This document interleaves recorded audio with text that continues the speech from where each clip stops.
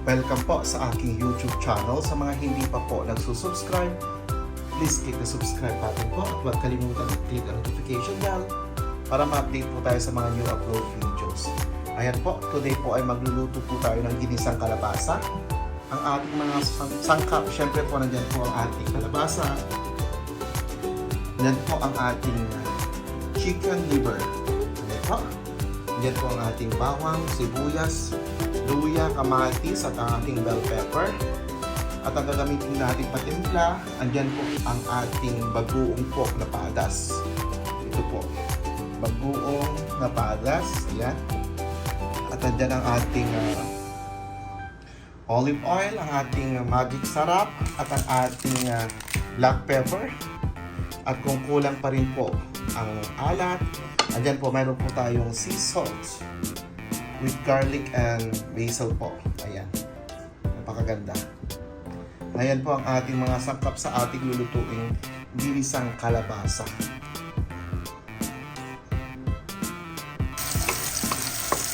Ayan na po, inuna ko na po ang ating bawang. Isusunod ko na po ang ating sibuyas. At yan na po. Nailagay ko na rin ang ating sibuyas at ang ating luya. Ayan, kinigisa ko po ang ating bawang, sibuyas at ang luya.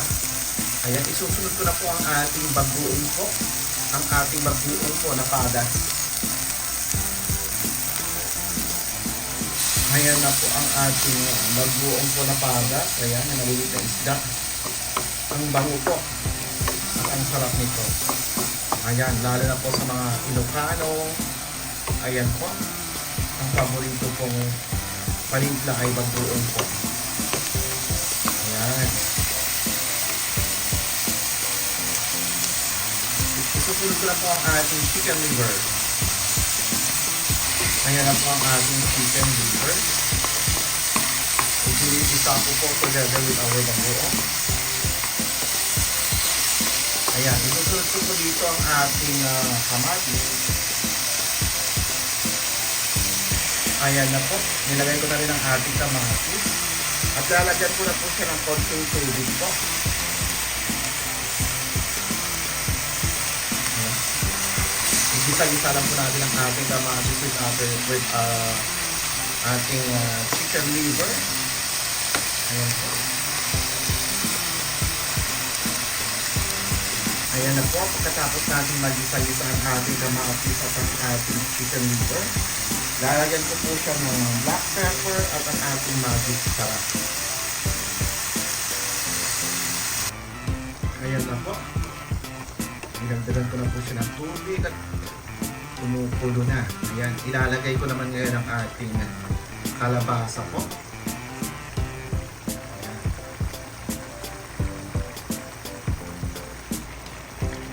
Ayan na po ang ating kalabasa. Ayan. Lutuin lang po natin. At isusunod ko na po ang ating bell pepper. Ayan, tikman ko na rin po siya bago ko nilagay ang kalabasa at okay ko yung lasa. Ayan po. Nasa sa inyo po kung gusto nyo mas maraming sabaw, dadagdagan nyo po ng konting tubig. Ayan na po. Nailagay ko na rin po ang ating bell pepper. Ayan. Lutuin lang po natin, takpan po po. Ayan, takpan lang po natin.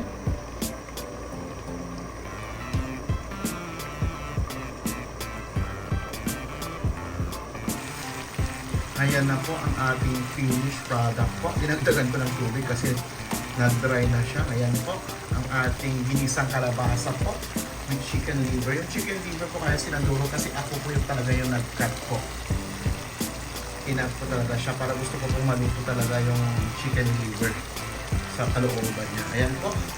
At yung kalabasa naman po, sinadya kong mas malaki po na cut.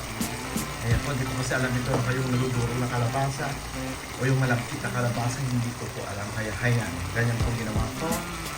For personal consumption, ay okay na po ito. Ayan po, ang ating ginisang kalabasa with chicken liver.